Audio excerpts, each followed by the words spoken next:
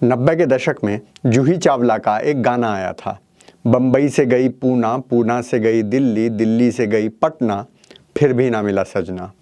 और आजकल तो 90 के दशक के गानों का रिमिक्स करने का दौर चल रहा है। तो सुप्रसिद्ध एक्ट्रेस राखी सावंत ने इसका रिमिक्स किया है। सावंत से बनी खान, राखी से बनी फातिमा, फिर भी ना मिला सजना। राखी सावंत ने आदिल खान दुर्रानी से मौलाना साहब के सामने निकाह तो किया, पर अब उनके शौहर कह रहे हैं कि ये निकाह तो नकली है।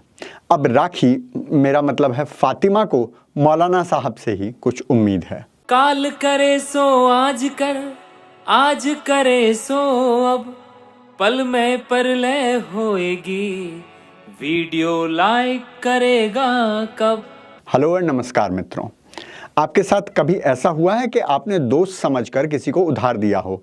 उधार देते समय सावधानी बरतते हुए आपने उससे कोरे कागज पर साइन भी करवाए थे, 2 गवाह भी बुलाए थे और साथ ही पैसे देते समय की फोटो भी खींची थी। लेकिन उधार देने के बाद व्यक्ति, आपसे उसका संबंध और आपको देखने का उस व्यक्ति का नजरिया सभी बदल गए हों, और तब आपको पता चलता है कि चिड़िया चुग गई खेत। फिर आप अदालतों के चक्कर काटते हो, पंचायतों में गुहार लगाते हो, लाखों आंसू बहाते रहो, लेकिन मिलती है तो सिर्फ तारीख, पैसा नहीं मिलता। ऐसा ही कुछ एक्ट्रेस राखी सावंत के साथ हुआ है। 29 मई 2022 को उन्होंने आदिल खान दुर्रानी से निकाह किया, ये सोचकर कि मेरा अब्दुल तो ऐसा नहीं है। अब क्योंकि ये वन वे ट्रैफिक है तो निकाह से पहले राखी को फातिमा बनना पड़ा।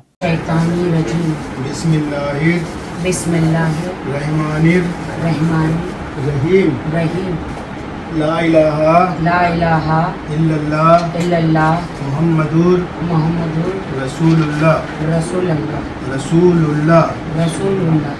मौलाना साहब ने इस काम में सहायता की। उसके बाद निकाह भी हो गया।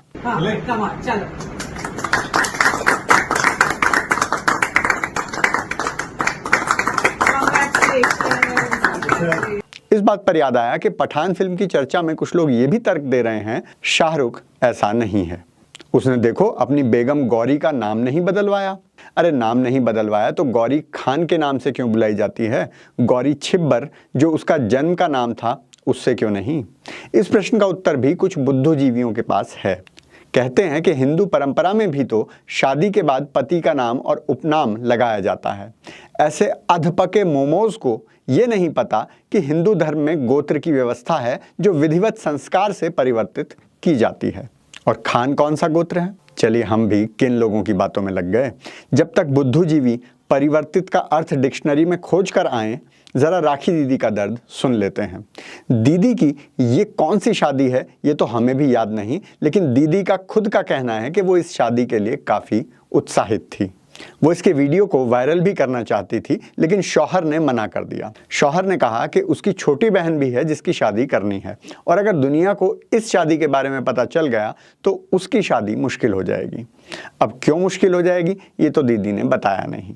शायद दीदी की प्रसिद्धि, हिंदी में बोले तो रेपुटेशन, इतनी अच्छी है कि खान साहब डर गए होंगे।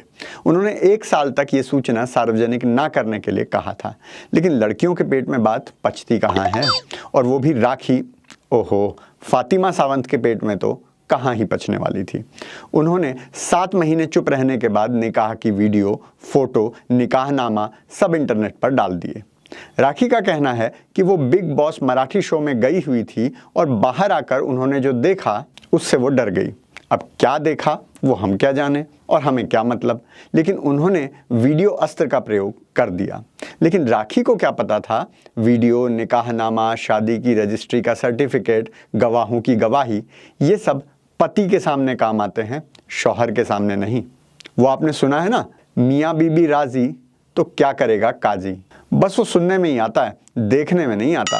असल में सारा खेल तो काजी साहब के हाथ में ही होता है। अब राखी रो रही है, कह रही है बस करो मुझ पे जुर्म।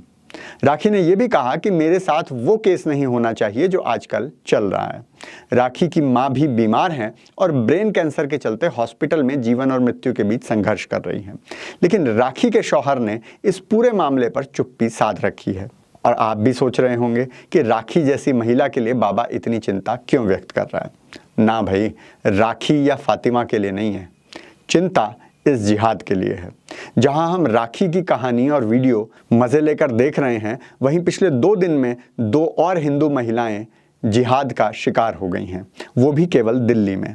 दिल्ली के मंगोलपुरी में मीना वाधवन ने मुबीन खान को अपना बिजनेस करने के लिए पैसे उधार दिए।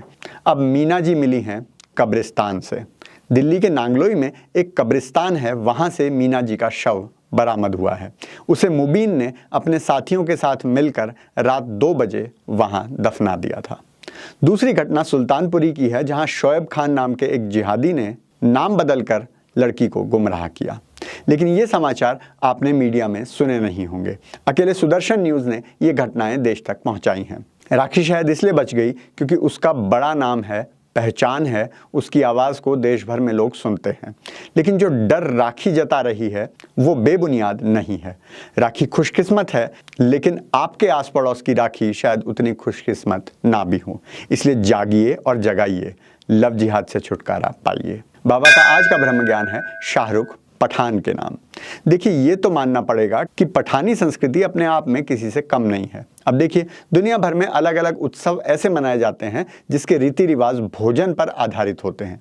स्पेन का टोमेटिनो फेस्टिवल, जिसमें टमाटर की चटनी बनाकर लोग एक दूसरे के ऊपर फेंकते हैं और उस चटनी में नहाते हैं। थाईलैंड के लोपबुरी में मंकी बुफे फेस्टिवल होता है, जहां एक मंदिर के सामने बंदरों को दावत दी जाती है। लेकिन क्या आप जानते हैं कि पाकिस्तान में पठान भी एक ऐसा ही उत्सव मनाते हैं। ये उत्सव आटे की बोरी को लेकर होता है और उसमें क्या होता है, खुद देखिए।